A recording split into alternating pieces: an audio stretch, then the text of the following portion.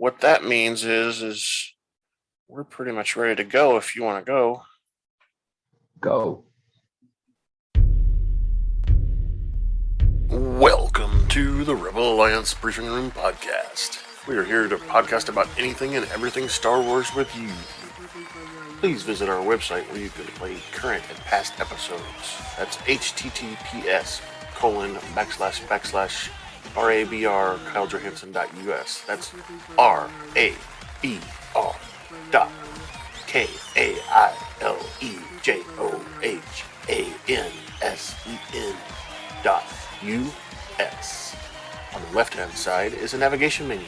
You can use this to learn how to load the Rebel Alliance Briefing Room podcast on your Android or Apple phone and tablet. And we have direct links to our podcast on Apple and Google Podcasts. Please participate by connecting to our social media, answering questions of the week, or submitting feedback directly from the site. Again, all of these are available at the Rebel Alliance Briefing Room website at RABR.KyleJohansson.us. And now it's time to talk Star Wars. I am Kyle Johansson, and this is Andrew Scott Sutton. Say hello. Hello. Hey, I have a question for you before we get too far. What if you turn your phone sideways? Does it change? What sort of looks like? Doesn't rotate. Oh, there it goes. Yeah. So now your picture is bigger because mine is very big because I'm using a different camera, of course. But yours was small and it was skinny. So this is better if you want to look at it on YouTube later. But I don't have tape, so I have my shirt on. That's all right. Did you read it at all? If I don't want it. Sort of. Not really. I can see the Carhartt part though. That's not a sponsor, by the way. So I'm gonna push this button. Feedback at KyleJohansson.us. That's feedback KyleJohansson.us. That's funny. So we don't really have any feedback, but I wanted to do that because I wanted to encourage people to do some feedback. So there was an email address that was just said. We have that. We have on our website. We have a feedback form you can fill out that'll go to us. We don't collect any data off of that form. We just whatever you submit to us is what we get. We're on YouTube, and YouTube has comments. We also have our questions of the week, and you can make comments in there too as well if you want to say more than just answer the question. So those are our feedback options. And of course, you can call up Scott at this number, 816-544-2224. That's a fake number. All right. Feedback. All right. So let's get into the news. We don't have much news either. 309. 765-309. Okay. Yeah, of course. Of course it is. Let's get into the news. It's time for the news. Yeah, so we don't have a lot of news, but the only thing I put in there is, from May 26th to May 29th is Star Wars Celebration, which is the big convention. Yeah, right. They're all doing, and this this is where they have all the panels and they discuss all the stuff and they release new things and you get trailers and all that stuff. So I'm talking about this because there's a lot of exactly. I'd like to go sometime, except it's in California, which there's nothing wrong with California. It's just a ways away. So they're having all kinds of panels. There'll be a Bad Batch panel. There'll be an Ahsoka panel. There'll be a Obi-Wan Kenobi panel. All those things. And we're hoping during this 26th through 29th, starting on Scott's birthday through the 29th, that they'll be releasing some more concrete information on when all these shows are starting. And of course, we're going to hear all kinds of juicy news from about the different shows and stuff during that celebration. But I wanted to mention that because that's why we're in such a drought. Is they're waiting to release all the good information then.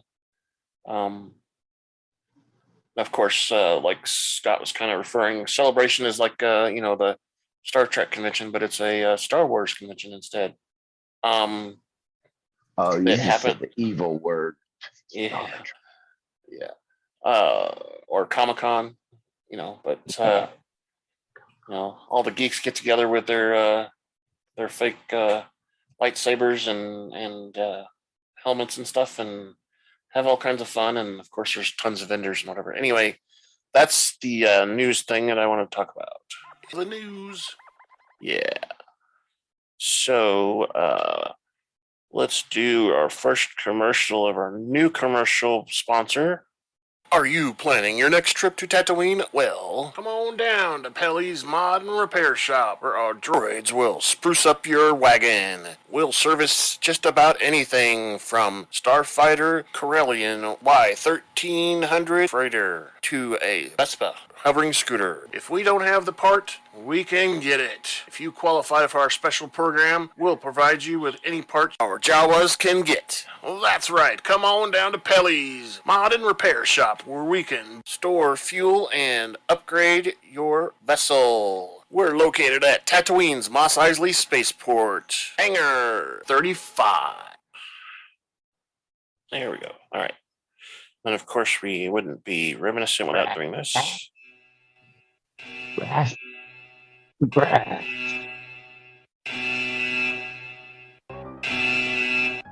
Spoiler alert. Danger. You're about to be spoiled. This is your spoiler alert. We're about to talk candidly and explicitly about some Star TV Wars shows or movies. Star Wars. If you have not watched them, please fast forward to the appropriate section. You will not be warned again because you will be spoiled. Spoiled. Alright. Almost over. Okay, so we talked earlier, we're reviewing Bad Batch. You have on. Yeah, it's red though. It's not. I had an orange shirt on yet at work the other day, and it was a lot brighter. Need your safety safe vest on. Yeah, I do. All right, so we're reviewing Bad Batch episode 12, Rescue on Ryloth, and episode 13, Infested. Let's get started on Rescue on Ryloth. So the first scene is called Traitor of Ryloth. We start out with Vice Admiral Rampart and Captain Howzer. I'm going through a detention block. They are holding Cham and Alina Syndullas, which, that's Hera's parents. Rampart mocks Cham, saying that he was considered the liberator of Ryloth, but now is a traitor attempting to assassinate Liberator. Senator Orn Free Jaw. So, if you remember, we're coming back from the previous episode where at the end, Orn Free Jaw was shot, and they have arrested these two as traitors to the to Ryloth. And Cham says he won't believe the Empire's lies, and Rampart believes that he will turn him against them easily. And he starts making a plea to Alini to, because he doesn't want to, if once he finds Hera, he doesn't want to hurt her. He wants Alini to, bow down to him so he can have her as an ally and not have to do anything bad to her daughter. And Rampart leaves, and Howzer gives him a kind of a look of concern. And Rampart then orders Howzer to scour the planet. and arrest all of Cham Syndulla's supporters. And this is where we start to see Howzer kind of questioning Admiral Rampart. He says that those people are not insurgents. They have not committed no crime. And Rampart kind of tells them that they're a menace and that's hopefully going to rile up Cham and Weenie so that they give them the location of Hera. Yeah, because they're just what bringing all the people in and scanning them or something like that, right? Well, that and Rampart. Who knows? Rampart could have some of them killed. You know, he's not the nicest guy. You know. Okay. And Howzer also questions Rampart about how Orin Free Tall was shot at, because he didn't think it was one of Cham's fighters. He thought it was someone else. And Rampart says you can't prove anything about that, so let's go with what I have come up with, which is he's blaming the insurgents of Cham's group. What's his name did it? Yeah, we know. We saw Crosshair actually make the shot, and when Rampart nodded his head in the previous episode, that's when we saw Crosshair make the shot. Correct. So, and then we see Chopper kind of roll out from behind some crates near one of the buildings at the complex where everybody's at. And that brings us to the next scene where in the mountains above the family residence, Hera is communicating with Chopper. And she's basically telling him where to go and to avoid the stormtroopers and the elite troopers, so that Chopper doesn't get caught. And then we see she sees Crosshair in the macro binoculars is what they call them, and that brings us into a scene with Crosshair, and Crosshair saying that there's no sign of Hera to be found. She may have fled the planet. But he also doesn't think she would have left without her parents. This is where we see Hera tell Chopper that she has a new plan and to meet at the base to send out a transmission. So they're going to send out some sort of message. And we cut to the Marauder. Omega is attempting to fix the Gonki droid. Something's wrong with his power source because he's not fully charging. And Hunter tells her he can't be fixed as he is a defective unit, just like the rest of them, is what Tech says. That is so insulting. And Omega reassures the droid that he's not the only defective one around. And that's when Tech tells Hunter that they're receiving a recorded transmission from an unrecognized frequency.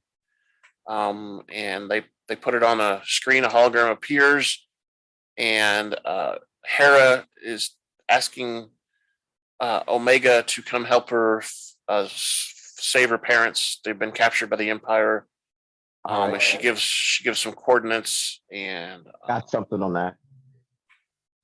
That when I was rewatching it the other day, I think I'm about to that point right now.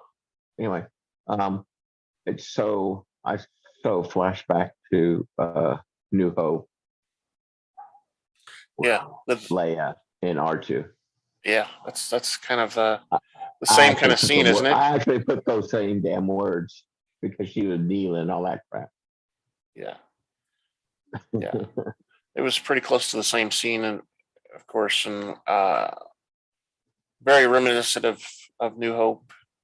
Of course, Chopper's a little different, but so the after they listen to the report off the channel, the Bad Batch team kind of debates to take it seriously or not, because they think that children often overreact. The situation may not be as dire as they say. But Omega comes back with why not? Isn't that what soldiers do? To help people. That's what soldiers do, yeah. And Hunter gets that look on his face like, he's like, she got me there.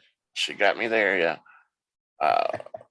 So then we see the Marauders drop out of hyperspace over Ryloth.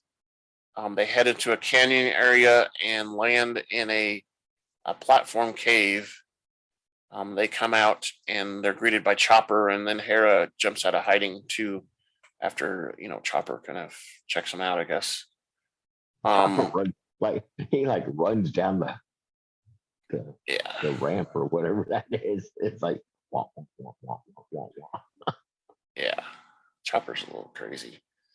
Hunter asks why the Empire is after her and have arrested her father. And Hunter looks unconvinced about her story, and Hera offers to pay them to free her parents. And then Hunter agrees to hear the story, but offers no guarantees. And then we see the Bad Batch back up in the mountain area where Hera was before, overlooking the complex that they live in or whatever. And this is where we cut to a scene where Rampart addresses the citizens of Ryloth, telling them they're responsible. Those responsible for the attack on the senator will be detained, and that Orin Free will make a full recovery. Omega sees Crosshair in the city, and Hunter and Echo and Wrecker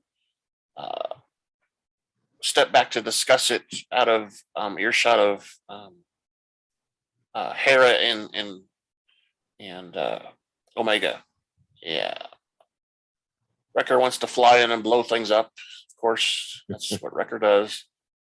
But Echo says, "Hey, the scanners will pick up the ship, and we'll be outnumbered pretty quickly." They're saying the number of troop is similar to what they saw in Raxus in a recent episode we watched. And this is a military occupation, not a they're not there to help. It looks like an occupation, and we see one of those probe droids hovering, and Hunter hears it somehow, and says he'll be right back, and we see him stab the droid right in that little weird eye socket thing, which kills it. I guess that's the only way you can kill it. Yeah. Of course, the bad thing about those probe droids is they're always transmitting, so we know that somebody's going to see some of that footage.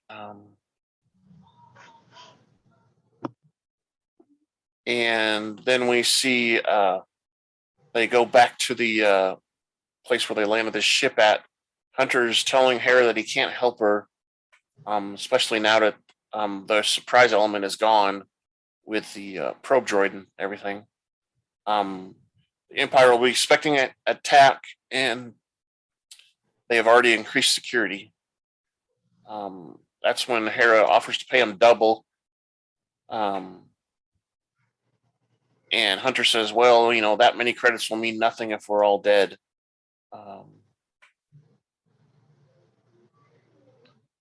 They offer to take Hera off board, but rescuing their parents is not worth the risk. And Hera responds, of course, not to you, which means that it matters to her, and she walks off, followed by Chopper. This is where Omega again intercedes and tries to, get them to change their mind.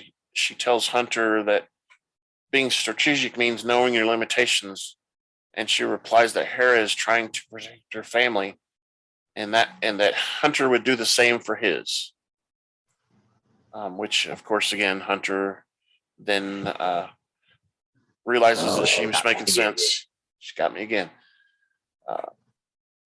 And then we cut to a scene in the city where Rampart tells Howder that arresting some of Champ's supporters is not good enough. He wants them all. And Howzer is concerned that arresting innocent citizens will provoke an uprising. But Rampart says they should all be arrested too, and peace has its costs.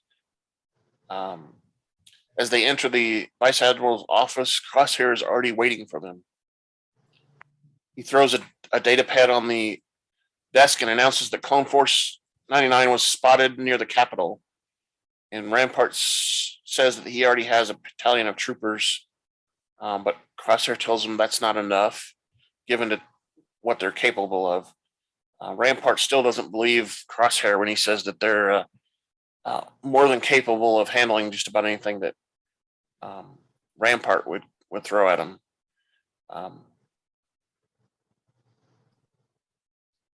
Crosshair's kind of just,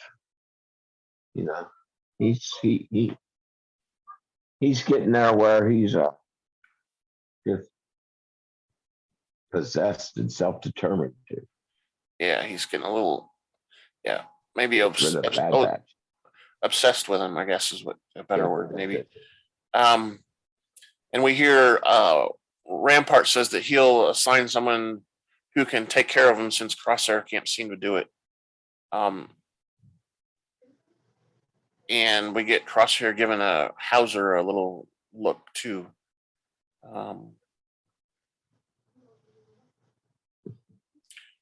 Okay, so the next scene is it's called a rescue plan, and we see Chopper talking to Hera, and she says she doesn't want to hear a lecture, and that Hunter is the one that's giving up on her. And then we see Omega come over and talk to her, and Omega tells Hera that Hunter means well. And she asks why she should trust Hunter so much. And Omega says that he's her brother, and so is the rest of the squad. And she tells Hera that Hunter will come around and they will come up with a strategy, and Hera knows Ryloth better than any of them. Then we switch back to the city. Howzer is visiting Cham and Alli at the detention block, and Cham is kind of telling Howzer that he doesn't approve of how he's acting. And Howzer says they attacked an Imperial convoy. What did you expect? And Alli says, well, they were also protecting Hera. And this is where Howzer kind of looks around to see if anybody's watching or listening, and says that's what he's trying to do also. And he begs them to give up Hera's location so he can protect her, but they don't believe him. With Cham saying basically that he doesn't trust him anymore at all. At the Syndulla house, Hera and Omega are outlining a plan. One squad will attack the Imperial refinery on the outskirts of the city, drawing reinforcements away so the other team can rescue her parents. Because they know that if they attack the refinery, which is actually a front for something else, it's probably a military base of some sort, that they'll move a bunch of troops over there to protect the base. They'll get a really good response. Echo asks what their defenses are, and Hera tells them about 5 unmanned perimeter cannons, which can be disabled by Chopper at the command console. Hunter agrees, telling Hera and Omega to back up Chopper while he disables the cannons. Tech and Wrecker will attack the refinery, while Echo he and Echo scale the capital walls and rescue the Syndullas. And that's our plan going forward.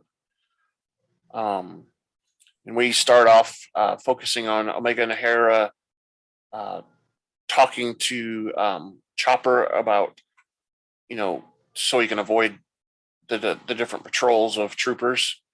And he ends up finding a group of droids that are going into the base, and they're going through a scan process. So he follows them, and then he jumps away and goes around and hides away from them. Yeah, that's so cool. And comes back in after they've all been scanned. So he kind of sneaks in that way.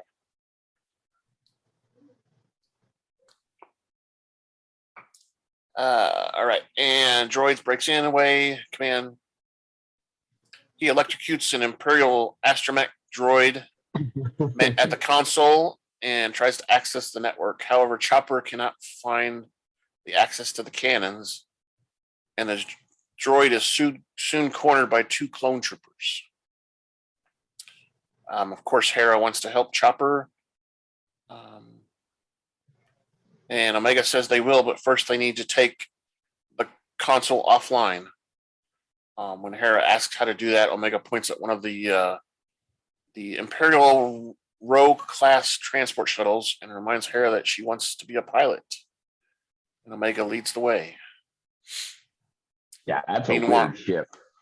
Yeah, that's a different kind of ship. It's almost like actually the ship we see in Rebels. It's almost like the Ghost ship. Yeah. Their cockpit is high and up front. And it's like exactly. Wow. Almost. It kind of.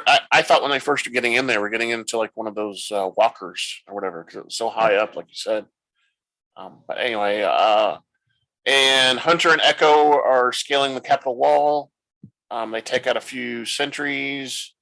And Omega and Hera get into the shuttle.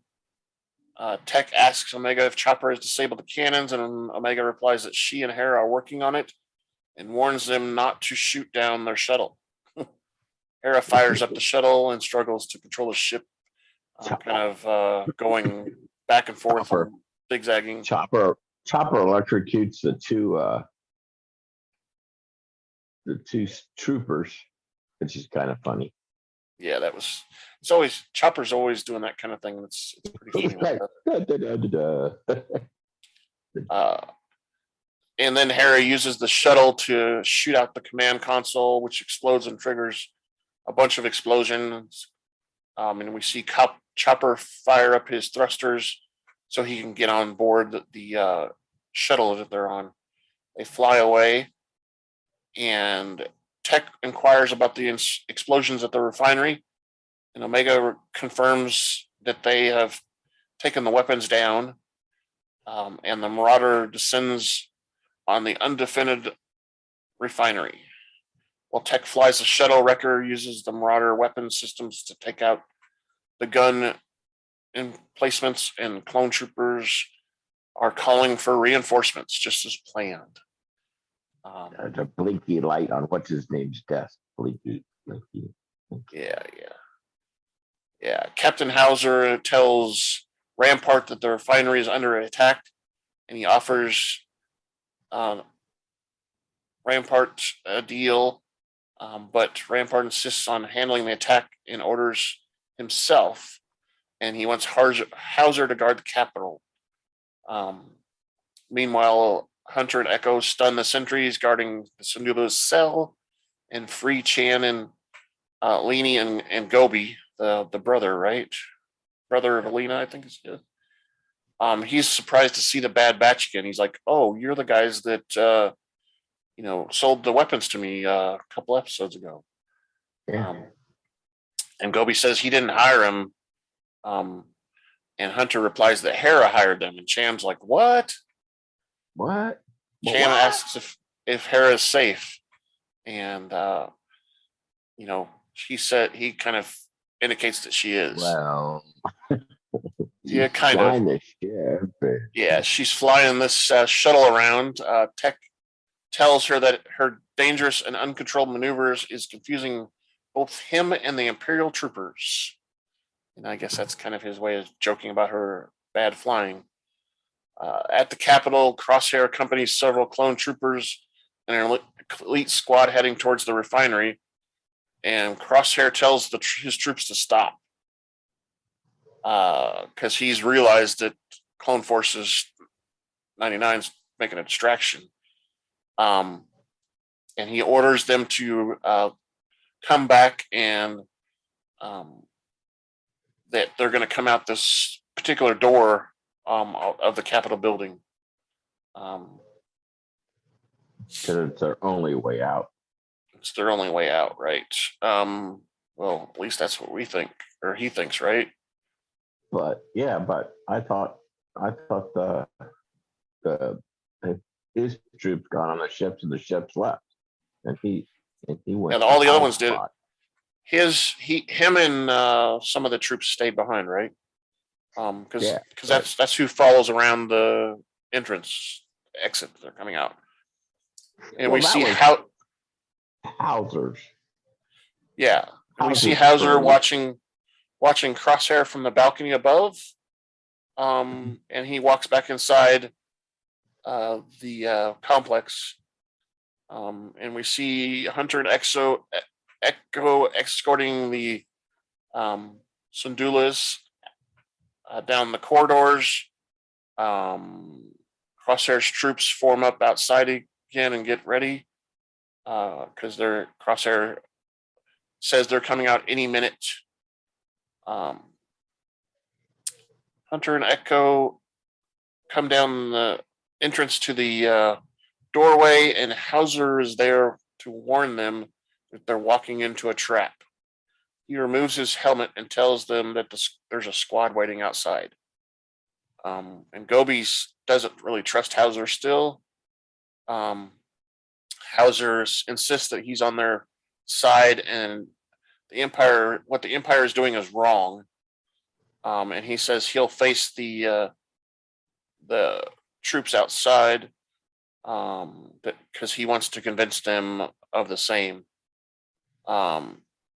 And Hunter and Echo find a different exit through a ship that Alli has. Oh, it's Senator Taw's ship, so they're going to steal that ship in the hangar. Yeah, that's right. I was wondering whose ship that was. Yeah, it's Senator Taw's. And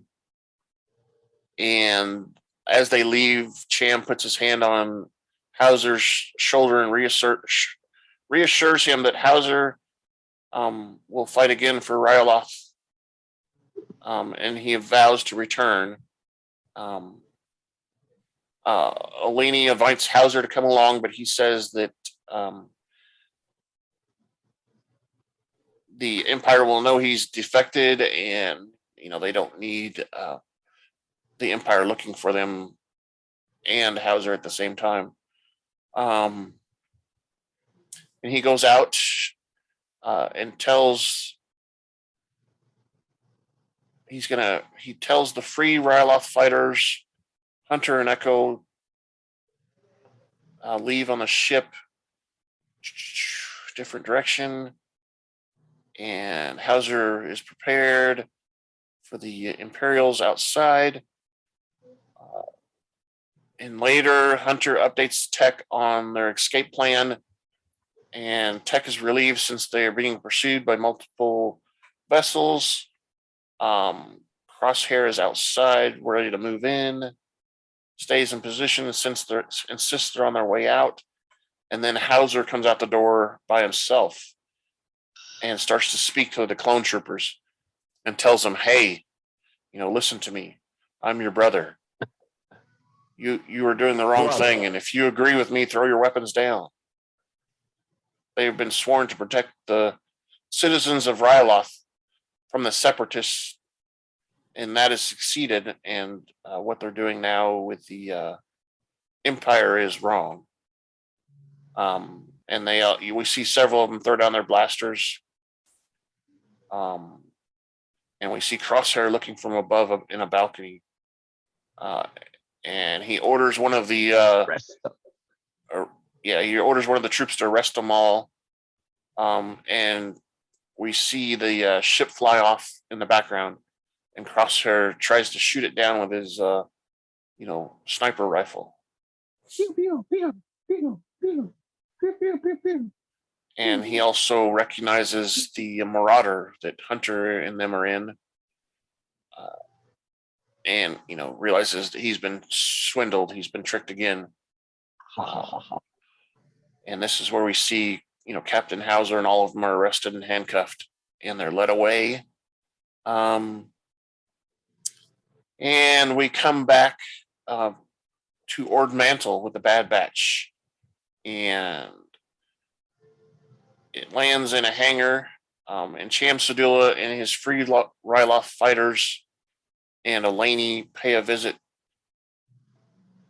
But Hunter tells him that she offers to pay them for the money that Hera told him about, and he says to keep their money because they'll need it where they're going. And Hunter adds that these occupations are happening all on other worlds as well. Cham says they hope they have fought the last war, but his people need them now more than ever. And Cham says that he will organize and be returning to Ryloth sometime in the future. Alli calls for her daughter, and her daughter says Echo or Tech just taught her how to scramble the ship's signature. And Alli is impressed and hopes that she'll be able to take care of that when they leave. And then we see Hera and Omega say goodbye to each other. Omega is sad that her friend's leaving, and Hera promises to see her again and tells Omega to keep an eye on her brothers and thanks her for believing in her. They hug it out, of course. And back at the refinery, we see Vice Admiral Rampart speaking to Crosshair, and Rampart admits that he underestimated the Bad Batch and wishes that they were fighting for the Empire instead of against them. And this is where Crosshair requests formal permission to hunt down the Bad Batch, and Vice Admiral Rampart agrees, and Crosshair gets a weird kind of smile on his face as Rampart walks away. And that ends the credit scenes. So here we go. Our question for that episode of the week is, will the Bad Batch see the Syndullas again? And I think because they said that they will, they probably will, but if I remember right, we don't see them in this season anymore. That's for sure. No. So I think maybe in season 2 they might, because if we know our history, Hera ends up being the leader, one of the leaders of the Rebel Alliance. Not necessarily the same leader as Leia is of the entire Alliance, but she is high up in the troops. So. That's what you get. And that was a kind of a long episode. It was there was a lot in there, I guess. Yeah. But it was good. It was nice to see, Hera and how she was when she was a kid and all that stuff. It put Hunter like twice or 3 times back in his place. Like, exactly. What the mission was because they're soldiers. Soldiers. Omega did that. Yeah. Omega is becoming a strong member of the team from that. She has say, and they listen to her now. And again, they didn't leave her anywhere, so she must be with the guys all the time, which kind of answers my question from a couple weeks ago: is did she win their game of cards against Hunter? I think she did. Yeah. I think she did. All right, so let's get into the next episode. Episode 13, Infested. Before we do that, we need to play this here. We are proud to welcome our latest sponsor, Juan's Cantina, where every first week of the month on the standard galactic calendar, we celebrate what the ancients call Cinco de Mayo. Come join us at Juan's for the food, mariachi music, and 34 flavors of margaritas. That's Juan's Cantina right next to the Hangar 94 of Mos Eisley Spaceport. On day 2 of the week is Taco Tuesday. Hooray! Those are half a credit each and enjoyed with our house margaritas. Juan's Cantina also serves the galactically famous Dos Camarones Azul Cerveza, imported directly from Kessel. Thank you again for our latest sponsor, Juan's Cantina. Yeah. So there's that. Now I'm hungry. Me too. I was actually hungry before we started this thing, but makes me hungrier. We actually had Mexican. That's where I was texting you about the softball game. We were at a Mexican restaurant. It's a place that moved locations, and they've been closed for like 6 months. And while they were remodeling the building they were moving to, and it was pretty good. Which one? It's called crap. You would ask me that. I don't. There's so many different ones, you know. I know. It's not Los Compadres, because that's the one that took their building that they were in. Just the one that burned across from Walmart? No. That's something else. Anyway, it's Amy likes it. We used to order quite a bit through DoorDash when we couldn't go out very often because of the pandemic from them, and they had some pretty good stuff that we would get. I don't know though.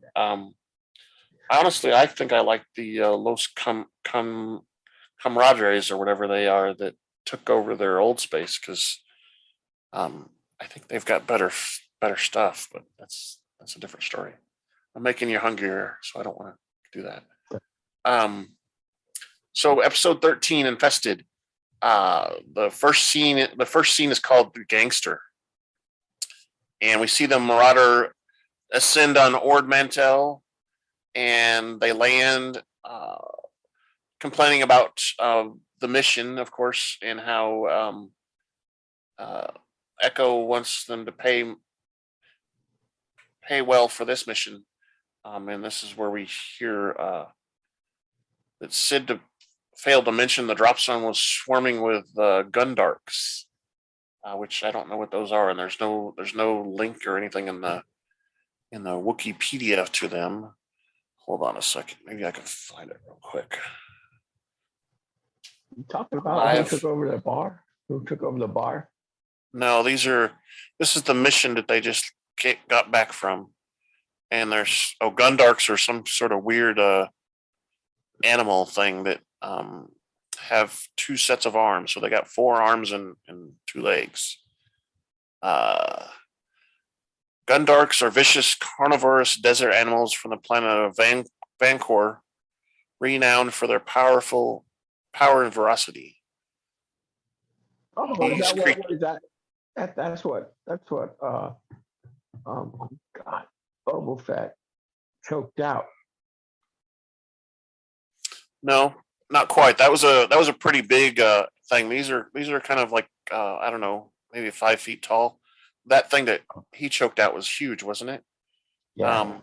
It's close though. I mean, it says they have over 16 sharp claws, good hearing and everything. Anyway, they were swarming at the drop zone of their last job, and this is where Tex says that this isn't the first time that Sid hasn't given all the details.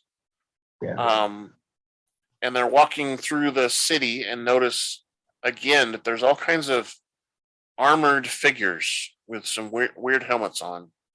And they walk into the parlor, and it's packed with customers. And they see some Pykes in there. They see all kinds of different people. And Hunter kind of says something about this. When did this place become so popular? The batch tries to get back to Sid's office, and they're confronted by some soldiers, which Hunter throws against the wall, and they force their way into Sid's office, discovering more guards. And a Devorian man tells them that it's rude to barge into someone's office unannounced. Hunter counters that this is not his office, but the Devorian begs to differ. Now it is. Omega is shocked to see the guy stroking that pet lizard Ruby. They, acquired a couple episodes ago, and he replies that it's his prized pet. And Omega asks what he's doing with her, and the Devorian replies that he paid Sid and Sid delivered. So we realized that them getting that animal Ruby lizard or whatever it was for this guy. Sid is, and he says that Hunter asks where Sid is, and the Devorian responds by saying that Sid is out, and the parlor and Ord Mantell are now his territory. And he offers to hire the Bad Batch if they're looking for work. And Hunter replies that he'll think about it. And they begin walking out of the parlor, and Hunter decides the group should leave Ord Mantell, and he tells Tech to prepare the ship while the others gather their supplies. And this is where Omega asks about Sid. What about Sid? Where's Sid? And Tech says that Sid has either been eliminated or forced out. But Omega is unwilling to abandon Sid. And just then they hear Sid's voice. And she's up on their ship, already waiting for him. Tells them to come inside so they can talk. Sid explains that the Devorian they met was Roland Durand, a former client of hers and the son of a crime boss, Issa Durand. She explains that Roland was trying to make a name for himself by joining up with a Pike syndicate. And Hunter asks what he's doing on Ord Mantell, and she explains the planet is connected to multiple hyperspace routes, making it ideal for smuggling.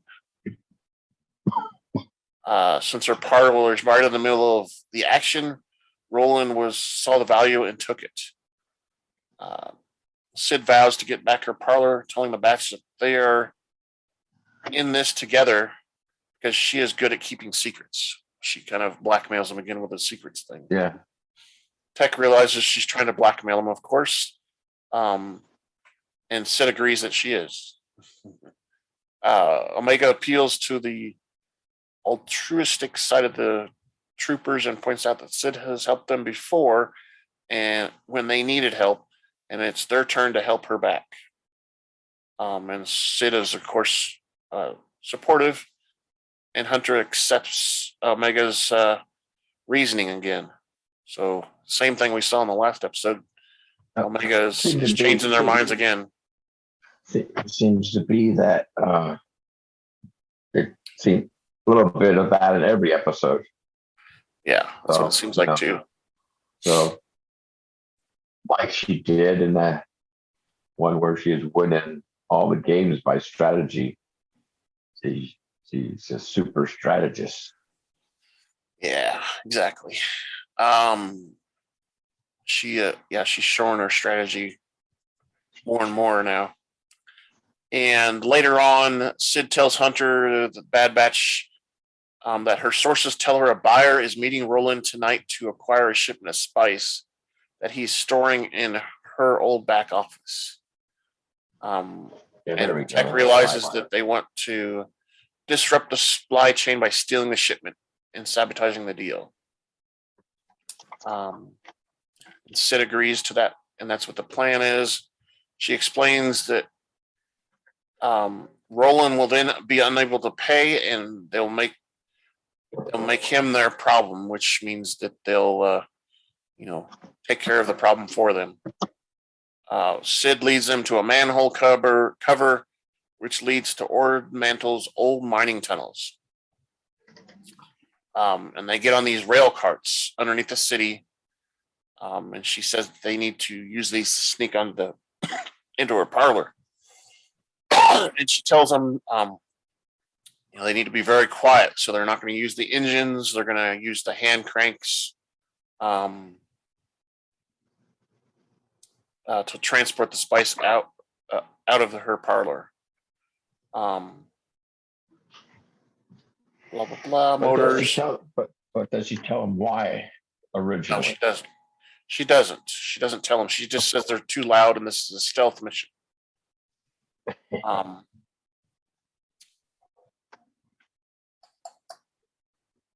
Okay, they travel through the tunnels. They get to a gate, and she warns them not to make a peep when they pass through the doors, since they don't want to wake the hive. She warns that the cavern is infested, has an infestation problem, and Wrecker says they're not afraid of a few bugs. And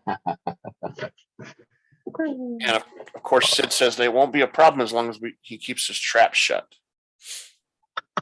So Wrecker opens up the gate, and they continue through. They see the tunnels are covered with lots of cobwebs, and they're looking around as they go through. And Wrecker is fumbling around, and he drops his torchlight, creates a lot of noise. And Sid is angry, but Wrecker insists it was an accident. And they just kind of sit. They sit there and listen to the noise as it drops down pitch. And then Hunter tells them to keep moving after nothing happens. That's a boss, I swear. Yeah, exactly. The clones finally reach the end of the tunnel where there's a ladder that leads up to Sid's office. And Tech asks how they will know if Roland is not inside. And Sid says she already has that covered. She activates a comm link button, and one of her friends is in the bar already. No. To signal. He walks up and is eating some mantle mix, and he drops several pieces in front of Ruby as Ruby follows and chomps on the pieces that he's left on the ground, leading her outside. And she gets kidnapped by this catch in Bolo is the other guy's name. And then we see that Roland realizes that Ruby is missing and sends out some of his troopers to find her. Bolo contacts Sid to tell her that they should be clear now. And the clones come up the hatch in the back of the parlor. And we see Echo grumbling about the rodents and the mess, and says that at least someone is messier than Wrecker. And then they find 6 crates of spice. Wrecker helps them lower them down. And then we switch back to Roland talking with some of his men, asking if they found Ruby. And they said they can't find her. Ketch tells Bolo to keep Ruby quiet. However, Ruby bites Ketch and he drops the cage and she gets out. Ruby begins to cry and scream, which gets the attention of Roland and his troops. And the two run off as Ruby runs to Roland and kind of rolls over on her back and lets Roland rub her belly. He then tells his enforcers to get Bolo and Ketch. Find those two. Sid warns the Bad Batch they're about out of time as they take the last 2 crates. They rush to seal everything, and just then we see Roland carrying Ruby back into the parlor, assuring the pet that those men won't, that they'll catch the men and he'll kill them. Clones manage to escape.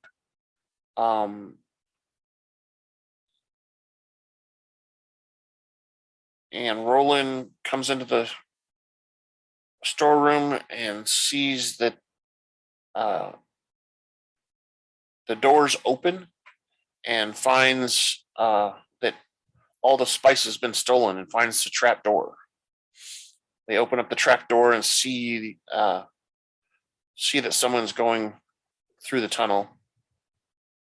The Bad Batch see the enforcers coming down and chasing after them. Of course, the enforcers get into the carts and begin firing. And I think Wrecker actually was firing first before they fired. They're pursuing them. They turn on the engines to the carts and they go pew pew, like you said. Pew pew. You're on mute, Scott. You said pew pew.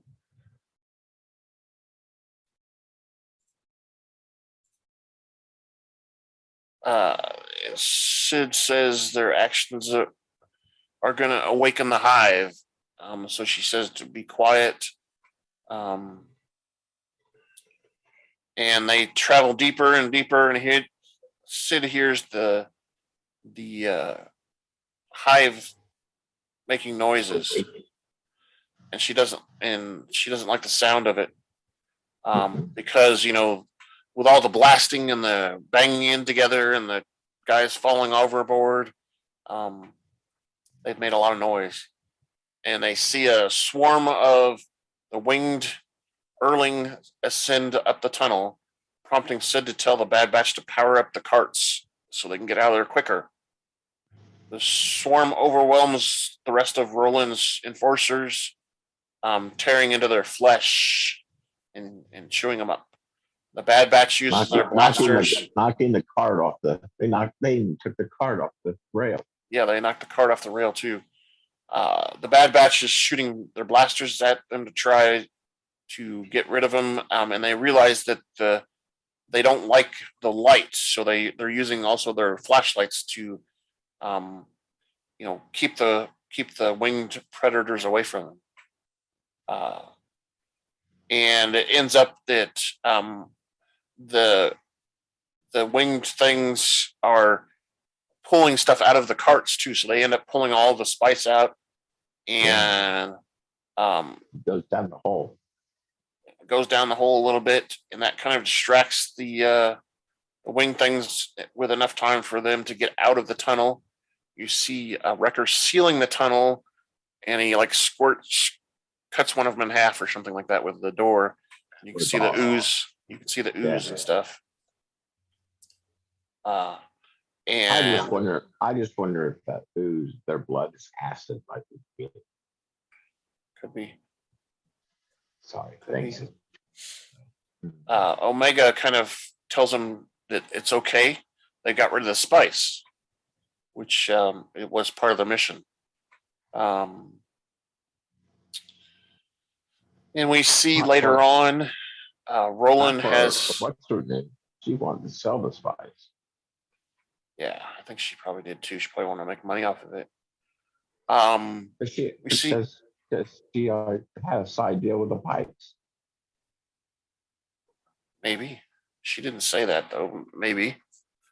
And not too long after that, we see that Roland's enforcers have captured Bolo and Ketch, and they're kind of interrogating him a little bit.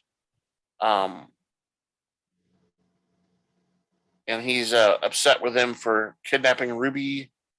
And it didn't seem to take much for one of them to roll over on them. Yeah, they kind of spilled the beans pretty quick. They're both kind of wimpy in general anyway. It doesn't take much for them to to do anything. And they kind of they weren't trying to hurt Ruby, is what they were saying. Roland demands to know where Sid took his spice, and Bolo says they don't know. And then we see some Pike Syndicate people arrive because it's time for them to pick it up or get their payment. And we have a little confrontation. They usher out Bolo and Ketch, and Roland admits to the Pykes that the spice was stolen, and he promises to get their money, but says they need more time. And that's when the Pike delegate leader tells him that if he cannot deliver as promised, then he is no use to them. And that's when Roland raises his blaster up and says, "Hold on a minute." He says they'll get their money and tells them to return to Obadiah and wait. Yeah. The Pikes warn him about threatening them, and if he makes a mistake, they'll take out his entire family. Pikes don't play. Pikes don't play. Yeah, they don't play much. Meanwhile, Omega and Sid Omega asks Sid if the parlor is safe, and Sid tells her the Bad Batch and Bolo have reported the Pikes have already come for Roland, and she says they don't take kindly to unpaid debts. When they return to the parlor, she sees several Roland's following enforcers lying on the floor. Sid thinks that her plan worked better than expected. Just then, Roland arrives with the Pykes and identifies Sid and the Bad Batch as the ones who stole the shipment. The Pykes confront Sid and the clones over the theft, and he tells them to return. And in return, they will consider the issue resolved. So they have no beef with them as long as they return their spice. Yeah. And Sid tells them they don't actually have it. And that's when we could get it. Yeah. But the Pikes also threaten to kill them first, and the puncher says, "But we know where it is. We can recover it." Whoa, hold on a second. And he tells them to retrieve the spice and leave Omega as the hostage while they're getting the spice. That's when the Bad Batch refuse, and the Pike leader says this is not a negotiation, and Sid asks to speak to Hunter and the Bad Batch, warning them that if they don't lower their blasters, it will be fatal consequences. And she convinces Hunter to let her handle it. So they take care of that. And Sid walks with them later and tells them they didn't really have a choice there. She assures the clones that Omega will be fine with the Pykes as long as they return the spice. Tech informs the group that the creatures in the cavern were Earlings, and explains that they're nocturnal insects with visual sensitivity to thermal registers. He advises them to strike before nightfall, so that it's still light out a little bit. Sid proposes that they rappel down to the cavern, locate the crates, and pull them out. In one, full swoop. Sid vows that Omega will get out of this mess she created. She'll get Omega out of the mess she created. And they start going down and pulling the different. Sid warns Wrecker not to drop his torch this time, of course. They secure some crates. They call them torches. Torches. That's what the British call flashlights. Yeah. Torches.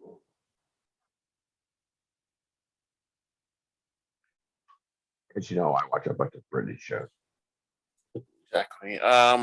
So then back at the bar, Omega is kind of looking around, um, and Omega and Roland are there together, tied up. Omega is kind of eyeing the blasters that are sitting on the table, and Roland warns her not to provoke the Pykes because they will kill them without thinking about it. Um, and he explains that if her friends don't return with the spice, they're both going to be dead anyway. No. Oh. Yeah, Omega doesn't see them as being together, so he doesn't. She doesn't really, um, you know, want to take his word. Um,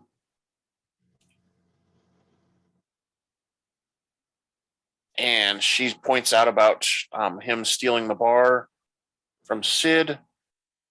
And he replies that it's the Duran way. It's you take what you want. And he says that his tactics are exactly what his mother would have done. Issa. And Omega also asks if his mother is a criminal too. Um, and talks about the world being black and white. Then Ruby runs down to Omega, and Omega strokes Ruby. Roland observes and doesn't take a liking to that he doesn't take a liking to too many people, and is reassured that Omega and Ruby are friends. Okay, and then we go back to the Bad Batch pulling the crates out. Um, Echo is warning that it's almost dark now, and that the Earlings will be waking up. Tex says that he is preparing for that possibility. And meanwhile, in the cavern, Sid and Wrecker locate the final crate and secure it. She tells Hunter to bring them up, and the pulley system brings them up. One of the cable breaks loose and falls into the cavern. And Wrecker hopes, of course, that the Earlings don't hear. But Sid isn't very trusting of that. She expects the Earlings to swarm. And Wrecker pleads for them to get them out of there. Hunter asks what's going on, and Sid warns that the Earlings are coming up upon them. And Wrecker begins to shout and shoot at the creatures. And at Hunter's signal, Tech throws this flash bomb into the cavern, creating a bright light explosion, scattering the Earlings, giving them enough time to get the two up into the Marauder and the last crate of spice.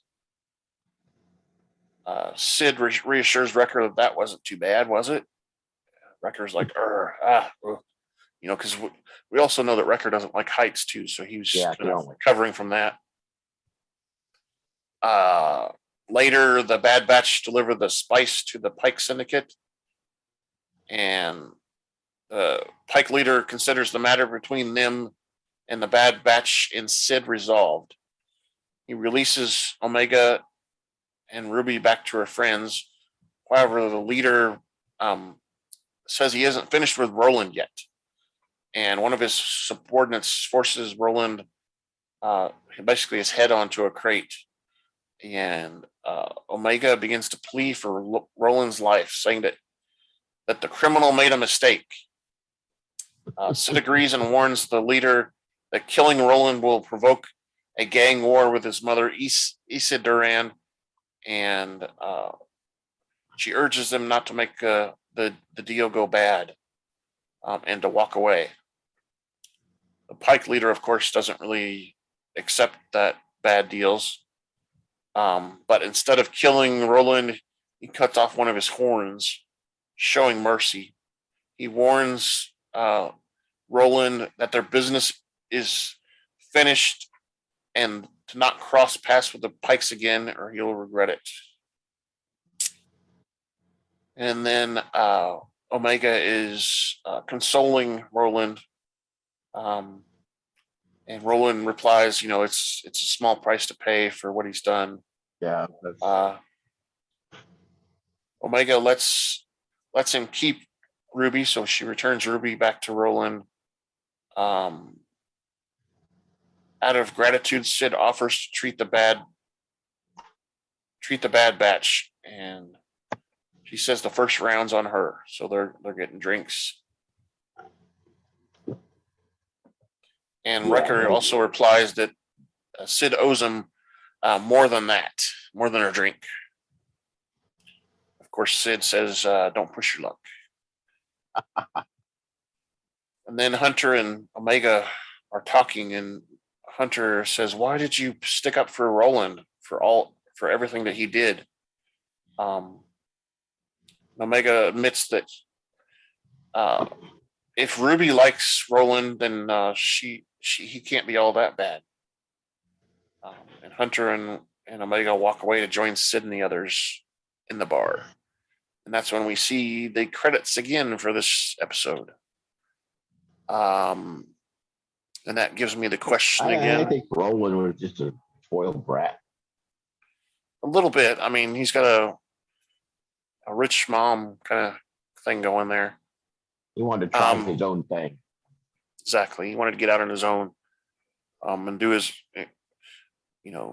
show that he knows what he's doing or whatever. So the question of the week related to this episode is, will Roland be an ally for the Bad Batch in the future? Will they call upon him to help him out at some other time? What do you think?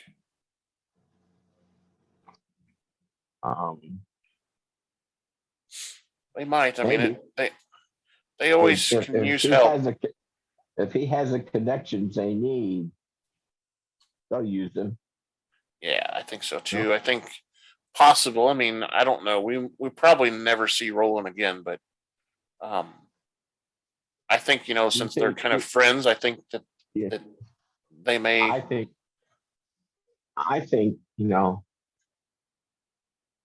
that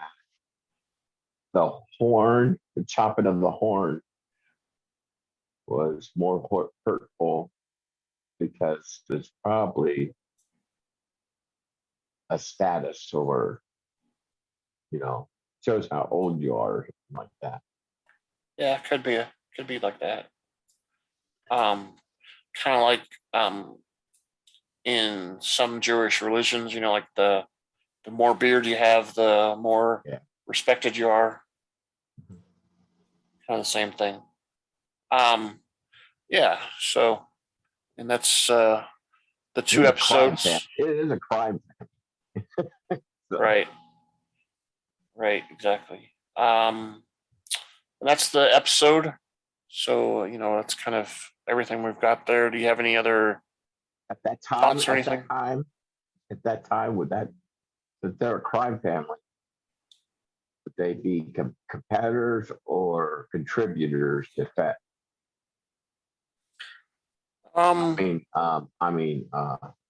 other guy. Oh God. Yeah, I mean, I don't know. I don't think they necessarily would be. Guy. The other family. The Pykes? No. The Hutts? I don't know. Yeah, the Hutts. They might be. But you also have to realize the Hutts kind of have their own territories. So these guys probably had something that was outside of Hutt territory, and would be my guess, because the Hutts are kind of like the Pykes. They don't mess around either. You get in their territory and you're hurting for a reason to stay alive. So they may be some competitors in ways. They may go back and forth on their territories and whatever.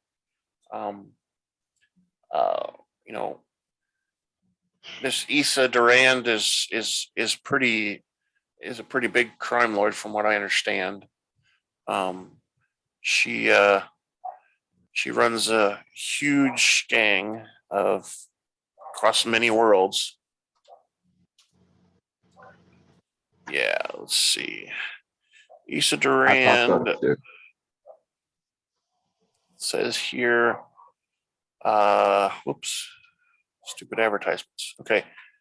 Issa Durand was a female crime boss for the Durand family, active during the Imperial era. She was mother to Roland. Blah blah blah.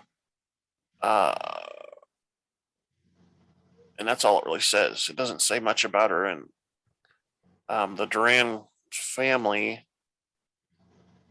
what's it say? It was a crime family which existed sometime around 19 BB, which is 19 before the Battle of Yavin. So before 19 years before New Hope. Yeah.